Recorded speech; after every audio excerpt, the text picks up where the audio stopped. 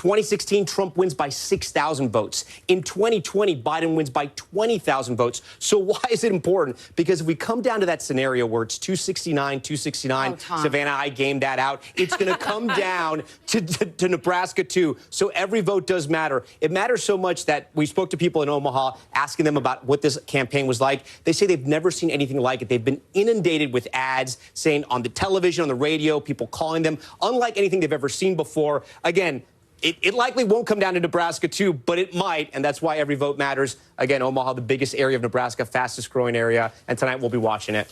Tom, you promised me you would not raise the specter of the 269 to 269. It could happen. We're ready for it. It could happen. The Constitution has provisions for it, but can we just all agree? Let's hope we don't get there. Is that Chuck Todd's music? Is that Chuck Todd's head exploding? Yes, perhaps it is. But it's interesting to see these are such contested races, and it's actually nice to see. I think we've divided our country so much into red and blue. It's nice to see that once you get on a county by county level, all of these states they're not monolithic. There's more to it. And we still do live right next to each other. And Nebraska, too, is a very good example of that.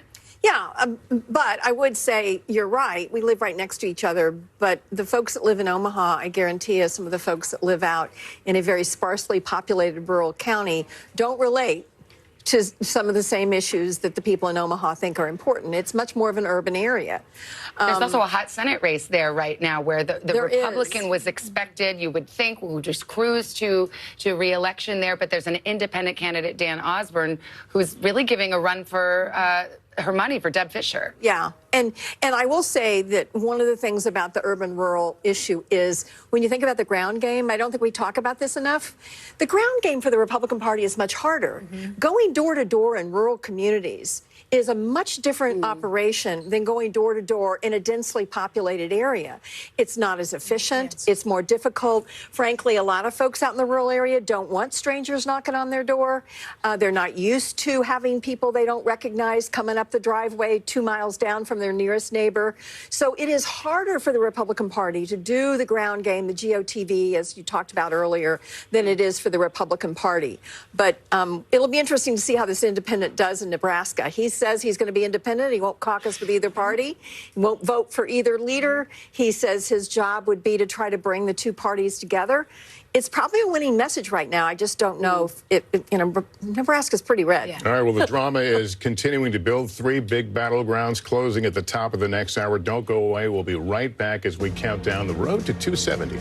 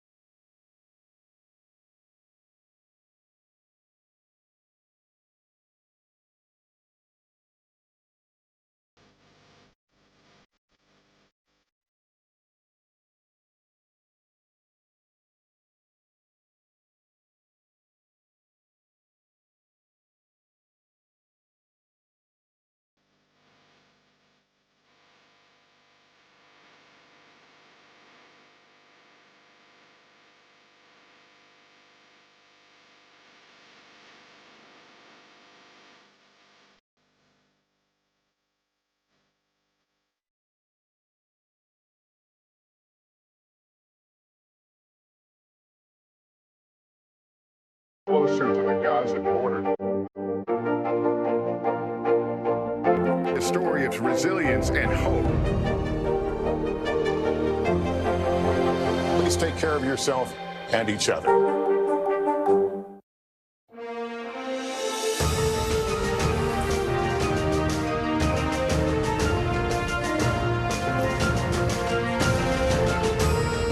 Welcome back. It's election night in America, and we're just getting started. Almost 9 o'clock here in the East. We're going to have a bunch of poll closings, 3 big battlegrounds that will close. They are make or break races on the road to 270. We're talking about the presidential race a lot for good reason. As I turn to Kristen Walker and Hallie Jackson, there is also hanging in the balance tonight the balance of power. Who controls Congress? Who controls the Senate? Who controls the House? And we've got some results there. That's right. And Republicans need 2 seats to win control of the Senate. So far, they have 1 pickup. So let's go to the board. We'll show you where things stand right now. In West Virginia, as we have already reported, Jim Justice has won this seat after Senator Joe Manchin, who is a Democrat, who then switched to an independent, announced he was not running for re-election. This is expected. It is the first Republican pickup, so that makes this significant. We can call that Rick Scott has held on to his Senate seat in Florida handily. He first won this seat back in 2018. This was one of these races where reproductive rights was a big issue. Former Congresswoman Debbie Mucarsel-Powell trying to make that the big focus of the race, but it was not enough to get her over the finish line. We're watching this very closely. The Senate race in Ohio, too early to call. Senator Sherrod Brown looking for a 4th term against former car dealer, Trump-backed businessman Bernie Moreno, so we'll watch that closely. Pennsylvania, another big battleground. Senator Bob Casey with 67% of the vote. Dave McCormick with 30.4% of the vote. Too early to call with just 13% in.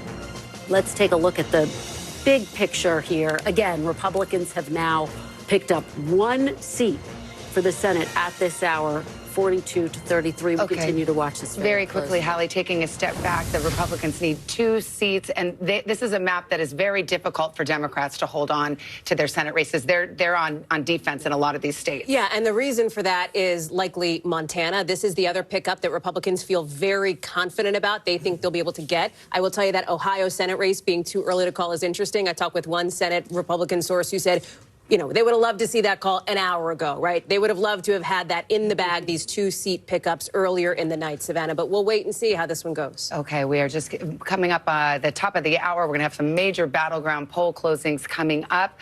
And we Michigan continue to come, and Wisconsin, Arizona, all coming up. So this is the drama beginning to clearly build right now. The votes are being counted. And again, we'll get those closings here very shortly. Let's check back into the presidential race on the road to 270.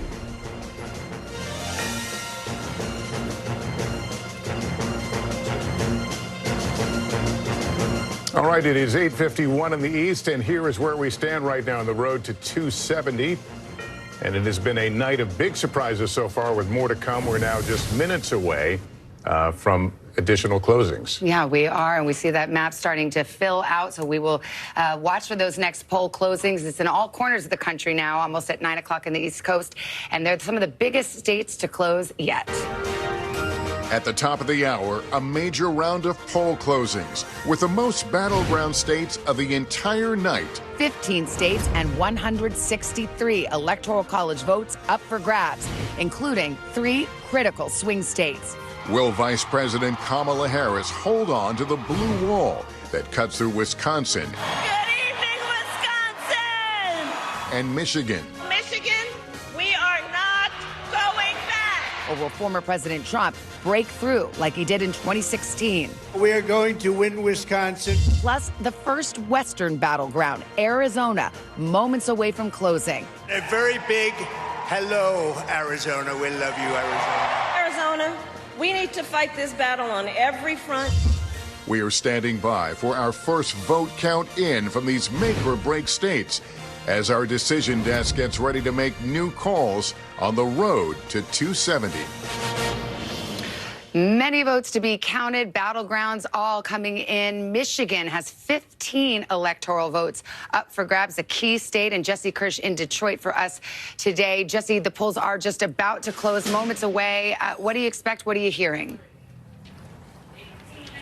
Yeah, so Savannah, statewide, they close at 9 p.m. Eastern, but here in Detroit, in the East Coast time zone, the polls have been closed for almost an hour. You can see this ballot drop box is sealed off here. However, despite all of that, we're going to move down the block here. This is the city elections office. And what we've got going on here is people who have been in line well past when the polls officially closed to continue registering to vote. And inside, it appears we do still have some people in that line. We had people telling us they'd waited in line for around 4 hours. One young woman told us that she almost got out of line because of that duration, dealing with logistics as well as just waiting to be able to register to vote, but was ultimately able to do so. Someone else told us that they got out of line because of the wait. If people got in line by 8 p.m. Eastern time and they closed the doors here at that time, people were going to be allowed to go through the registration process. And it seems people are still going through that at this hour. This is a traditional Democratic stronghold, the city of Detroit. However, when we've spoken to GOP operatives in the state, they tell us that they see Vice President Harris's base as, quote, crumbling because of various headwinds. However, there are other potential headwinds that could send traditionally Republican voters toward the vice president. We will have a clearer answer as those results start coming in at 9 p.m. Eastern. Savannah, back to you. And we'll get a better idea about turnout, too, which is all important for the Harris campaign in Detroit and also those collar counties. Well, we want to switch over. Let's go to Arizona, the Mountain West. Polls closed. Gotti Schwartz, they're outside of polling place. Have you seen a lot of crowds? Yeah, polls close in about 6 minutes here. This is the end of the line, and this is about a 60 to 70 minute wait here. So you got the people that are at the end of the line right now, probably about 300 to 400 people in front of them. You're noticing a lot of MAGA hats here talking about the gender divide. Gender divide is very much in play here at Arizona State University, and there's been so much talk about low propensity voters. One of the things that we've been noticing here and talking to students about is the involvement of fraternities. Normally, fraternities, they may not be organizing and may not be turning out to vote as much as you'd expect, but here at the ASU campus, it does seem like the fraternities have been involved in turning out the vote, and those that we've been talking to say that they are turning out for former President Donald Trump. We've also talked to a lot of other students that have been coming out for policy issues.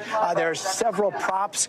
The issue of abortion is extremely important in turning out the vote. Immigration is also important, but I gotta say, just eavesdropping what people have been talking about in line, it's been surprising how often the topic of the Joe Rogan podcast keeps coming up. We've talked to several students now who say that they listened to that Joe Rogan podcast with the former president, and that was the deciding factor for them. And they've also said that if the Kamala Harris, the vice president of the United States, would have appeared on that podcast, they may have had their vote skewed. It's really interesting because, you know, some people are talking about policy. Others are talking more about kind of like vibes. Well, I like the vibe of Trump, or I like the vibe of Kamala Harris, but it's not so policy specific. But that's just some of what we've seen. We're almost to the end of the line. We just wrap around this corner. But again, right now we're in Maricopa County. This is a county with 2 point something million voters. ASU has 74,000 students here, most of them voting age. So what we see here at Arizona is going to be very important in this election. Back to you guys. All right, Gotti, thank you so much. Abortion on the ballot in Arizona, also Florida. Lester, I know you got a key call here. Yeah, we do have a call here in the state of Florida that abortion, that would restore the constitutional right to an abortion. They've had a 60% threshold. It will not clear it. So amendment for right to abortion will go down in defeat. 86% of the vote in there. Let's. This is super interesting. I'll just drop in here to say this. Okay, it was yes to protect in Florida, but you are seeing it needed a 60% threshold, as you said, Lester. This would be the first ballot initiative that we've seen anywhere in the country since the overturning of Roe versus Wade that has failed. However, but it had a higher bar. The other ballot initiatives were not this high of a threshold here. And I see you want to jump in. No, it's just the same number. Right, it was 57-58 in Ohio, 57-58 in Kansas. I mean, I think we know what the number is. Ironically, I've talked to some Florida Republicans who secretly had hoped this would pass because now Florida elected officials in 2026, which is their big election year, they will have to face the voters on a 6-week ban. And then suddenly that will sort of upend just the state's politics. Yeah. But Ron there's clearly actively campaigned against this amendment which is and he used the government power. It's going to create an interesting, there's going to be a fascinating, if the Democratic Party ever wants to have a chance in Florida again, they're going to get an opportunity, ironically, because this thing went down tonight. Think about how complicated this was for former President Trump. I asked him about this. He said it went too far.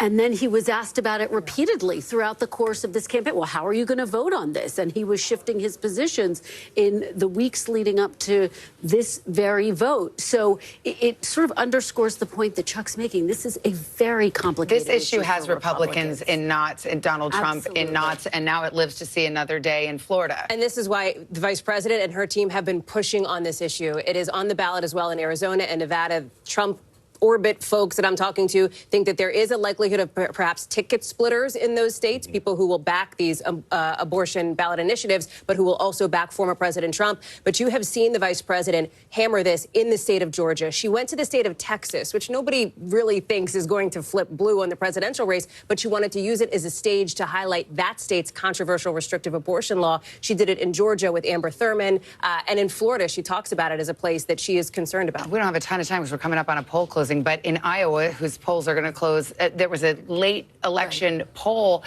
Iowa just had a very restrictive abortion ban pass, and this shock poll on the eve of the election had Kamala Harris carrying a red state. So it's just a very potent issue. Not to overread into it, but it is an indicator perhaps, and the pollster there, Gold Standard pollster, thought perhaps the abortion issue was motivating these older white women, right? A demographic we've been watching tonight. And Chuck,